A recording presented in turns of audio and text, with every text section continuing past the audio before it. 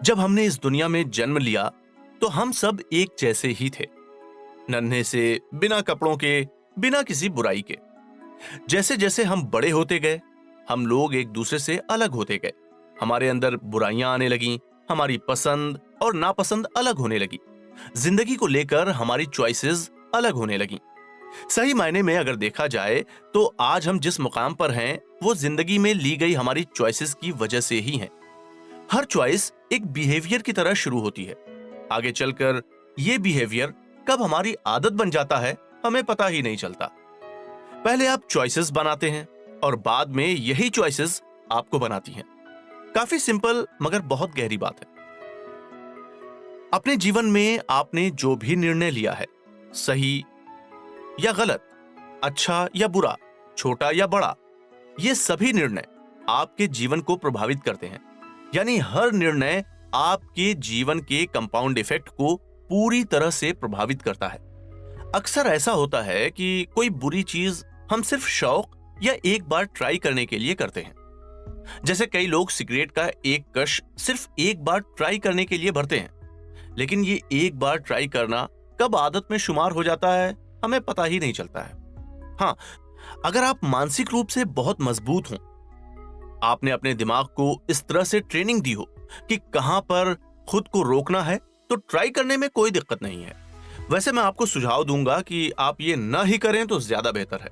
नमस्कार, कुकू एफएम पर मैं हूं असर और आज हम जिस किताब पर चर्चा करेंगे उसका नाम है द कंपाउंड इफेक्ट और जिसे लिखा है डैरेन हार्डी ने।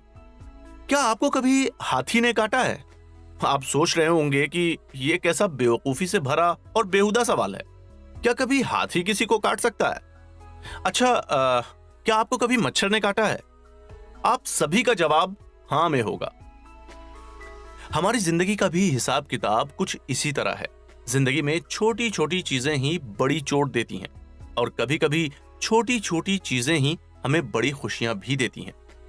अक्सर हम बिना सोचे समझे, बिना दिमाग लगाए चॉइसेस बना लेते हैं और नतीजा ये होता है कि जब हम उस चॉइस के बारे में सोचते हैं और पीछे पलट के देखते हैं, तब हमें यह एहसास होता है कि हम बहुत आगे निकल चुके हैं। अब कोई फायदा नहीं, लेकिन यकीन मानिए, कंपाउंड इफेक्ट के प्रिंसिपल का इस्तेमाल करके आप अपनी बुरी चॉइसेस और आदतों को कभी भी सुधार सकते हैं।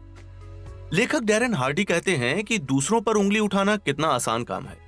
हमारी जिंदगी में जो कुछ भी बुरा हो रहा है उसका ठीकरा हम किसी ना किसी पर फोड़ देते हैं।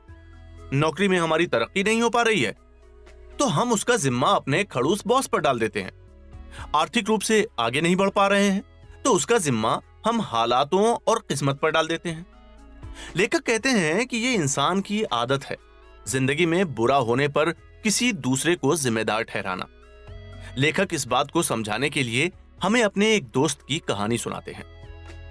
लेखक डैरेन हार्डी कहते हैं कि उनका एक दोस्त हमेशा अपनी पत्नी के बारे में शिकायत करता रहता था। वो हमेशा अपनी पत्नी को कोसता रहता था और अपनी जिंदगी में कुछ भी बुरा हो तो उसके लिए अपनी पत्नी को दोषी ठहराता था। इसी बात को लेकर दोनों में अक्सर झगड़े होते थे। लेखक आगे बताते हैं कि हालांकि उसकी पत्नी बहुत ही जिम्मेदार और अच्छे स्वभाव की थी। मुझे अपने दोस्त के इस अनुभव से यह सीख मिली कि मुझे अपनी पत्नी के साथ क्या नहीं करना है। उसके अनुभव को मैंने अपने जीवन में उतारने की कोशिश की, लेकिन उल्टे तरीके से। यानी एक थैंक्स गिविंग इवेंट में मैंने अपनी पत्नी के लिए एक प्यारा सा जर्नल लिखा, जहां पर मैंने उसकी अच्छाइयां लिखी और उसके कामों की तारीफ की और अच्छे बुरे वक्त में मेरा साथ देने के लिए उसका आभार भी व्यक्त किया। मेरी पत्नी मेरे लिखे गए जर्नल को पढ़कर रोने लगी और कहने लगी कि यह अब तक का सबसे बेहतरीन गिफ्ट है। हालांकि उसके जन्मदिन पर मैंने उसे एक BMW भी गिफ्ट की थी। मजे की बात यह है कि उस जर्नल का असर मुझ पर ज्यादा पड़ा। अब मैं अपनी पत्नी के पॉजिटिव एस्पेक्ट्स पर ज्यादा ध्यान देने लगा। मैं उसकी अच्छाइयों पर ज्यादा फोकस करने लगा। इस तरह से हमारी शादीशुदा जिंदगी और बेहतर होने लगी। हमारे आपसी रिश्ते और मजबूत होने लगे। मैंने यही सुझाव अपने उस दोस्त को भी दिया और उसने भी थैंक्स गिविंग इवेंट में अपनी पत्नी को जर्नल लिख कर दिया, जिसमें उसने अपनी पत्नी की सारी अच्छाइयों को लिखा। जर्नल को पढ़कर उसकी पत्नी बहुत खुश हुई और अपने पति के इस बिहेवियर को देखकर काफी अचंभित भी। बदले में पत्नी ने भी उसे जर्नल लिखकर दिया, जिसे पढ़कर दोस्त भी बहुत खुश हुआ। हालांकि पत्नी चाहती तो ऐसा न करती, लेकिन उसकी चॉइस रिश्तों को मजबूती देना था। दोस्त और उसकी पत्नी के सही निर्णय या चॉइस का ही नतीजा है कि दोनों के रिश्ते धीरे धीरे कंपाउंड हो रहे हैं। अब दोनों के संबंध काफी मजबूत हैं और दोनों ही खुशहाल जीवन जी रहे हैं। लेखक डैरेन हार्डी बताते हैं कि ऐसा अक्सर देखा गया है कि लोग खुद को कंट्रोल करने के बजाय दूसरों को कंट्रोल करने की कोशिश करते हैं। ऐसे लोगों को चाहिए कि वो दूसरों की जिम्मेदारी लेने की बजाय खुद की जिम्मेदारी लें, यानी उनकी जिंदगी में जो कुछ हो रहा है उसकी 100% जिम्मेदारी उन्हीं की है। एग्जाम्पल के तौर पर आप ऑफिस लेट पहुंचे क्योंकि ट्रैफिक जाम था। आपने ऑफिस लेट पहुंचने की गुंजाइश ही क्यों छोड़ी? अगर आप और जल्दी निकलते तो शायद आप वक्त पर पहुंच जाते। आपका मूड खराब है क्योंकि आपके बच्चों ने, आपके पार्टनर ने, आपके बॉस ने कुछ आपसे कह दिया। अब ऐसा तो हो नहीं सकता कि कोई आपको कुछ कहे ही ना, लेकिन उसके लिए खुद का मूड खराब करना कहीं की भी समझदारी नहीं है। आपके कोवर्कर ने आपका प्रेजेंटेशन खराब कर दिया, तो ये आपकी जिम्मेदारी थी कि प्रेजेंटेशन डिलीवर करने से पहले एक बार डबल चेक कर लें। कई लोग ऐसा कहते हैं कि रिलेशंस में 50-50% की गुंजाइश होनी चाहिए, यानी दोनों ही साथी हर चीज के लिए बराबर जिम्मेदार हो, दोनों ही साथी कदम से कदम मिलाकर एक साथ चलें। हालांकि ये चीज बहुत ही अच्छी है, ऐसा होना भी चाहिए हर रिलेशन में, जहां दोनों साथी कंधे से कंधा मिलाकर चलते रहें। लेकिन ये तब होगा जब आप अपने संबंधों में 100% देंगे। आपकी जिम्मेदारी खुद आप हैं, दूसरे नहीं। जब आप संबंध में 100% देंगे, तब आप खुद देखेंगे कि ये 100% कंपाउंड होकर वापस आपको ही मिलेगा।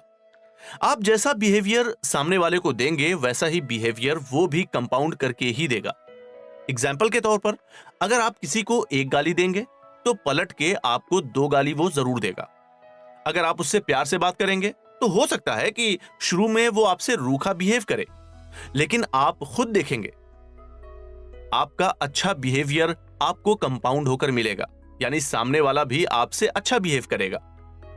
आपको यह एहसास होना चाहिए कि आपके अंदर इतनी ताकत है कि आप अपनी किस्मत को बदल सकते हैं। बस जरूरत है आपको सही चॉइसेस लेने की, यानी ऐसी चॉइसेस जो आपको अपनी जिंदगी के टारगेट को पूरा करने में मदद करें, और साथ ही साथ उन चॉइसेस की जिम्मेदारी भी खुद आपको ही लेनी होगी।